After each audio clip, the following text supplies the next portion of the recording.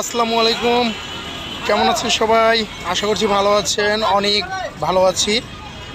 তো আমরা এখন আসছি গুলিস্তান আসছি, এই যে পিছনে স্টেডিয়াম মার্কেট। তো এখানে আজকে আমাদের যেই প্রোগ্রাম, সেই প্রোগ্রামের জন্য আমরা টি শার্ট অর্ডার করার জন্য এখানে আসছি গুলিস্তানে।